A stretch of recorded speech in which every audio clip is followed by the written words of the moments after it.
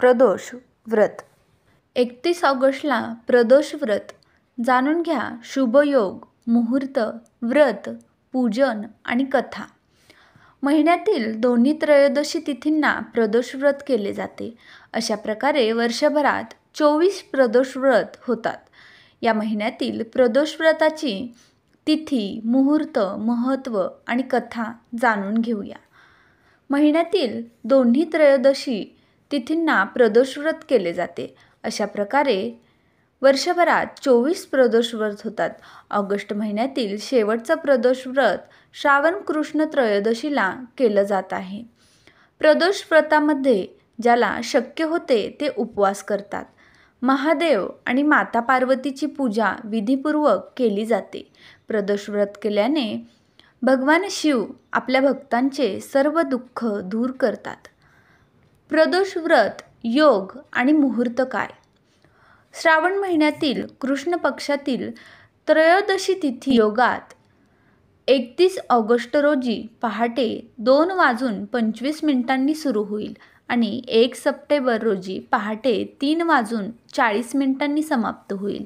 प्रदोष काळात या व्रताचे पूजन करण्याचे महत्त्व असल्याने श्रावण प्रदोष व्रत 31 ऑगस्ट रोजी पाळण्यात येणार आहे आणि शनिवारी हे व्रत आल्याने याला शनिप्रदोष व्रत संबोधले जाते।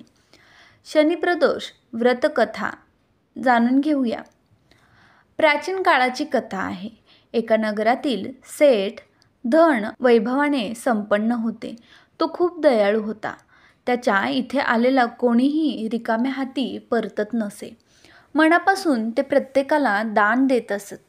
पण इतरांना आनंदी पाहून सेठ आणि त्याची पत्नी स्वतः खूप दुःखी होते।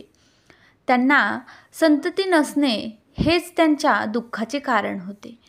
एके दिवशी त्या श्रीमंत जोडप्याने तीर्थयात्रेला जाण्याचे ठरवले आणि आपले काम सेवकांवर सोडले।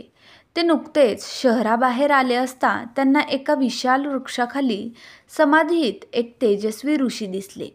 साधू महाराजांचा आशीर्वाद घेऊन पुढच्या प्रवासाला सुरुवात करावी असा विचार दोघांच्याही मनात आला।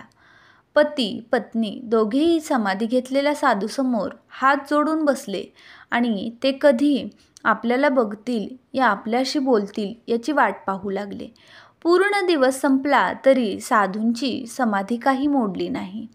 पण सेठ पती पत्नी धीराने हात जोडून बसले होते। शेवटी दुसऱ्या दिवशी सकाळी ते ऋषी समाधीतून उठले। पती पत्नीला पाहून ते मंद हसले आणि आशीर्वादासाठी हात उंचावून म्हणाले, वत्सा, तुझ्या मनाची गोष्ट मला कळाली आहे। तुमचा संयम आणि भक्ती पाहून मी अत्यंत प्रसन्न झालो आहे। ऋषींनी त्यांना संततीच्या जन्मासाठी शनी प्रदोष व्रत करण्याची पूजा पद्धत सांगितली। तीर्थयात्रा करून दोघेही घरी परतले आणि नियमितपणे शनी प्रदोष व्रत करू लागले। कालांतराने सेठच्या पत्नीने एका सुंदर मुलाला जन्म दिला। शनी प्रदोष व्रताच्या प्रभावामुळे हे दुःख दूर झालं आणि दोघेही सुखाने राहू लागले। व्हिडिओ आवडला असेल तर व्हिडिओला एक लाईक नक्की करा। तसेच तुम्ही पहिल्यांदाच माझ्या चॅनलवर आला असाल तर चॅनलला नक्की सबस्क्राईब करा। धन्यवाद।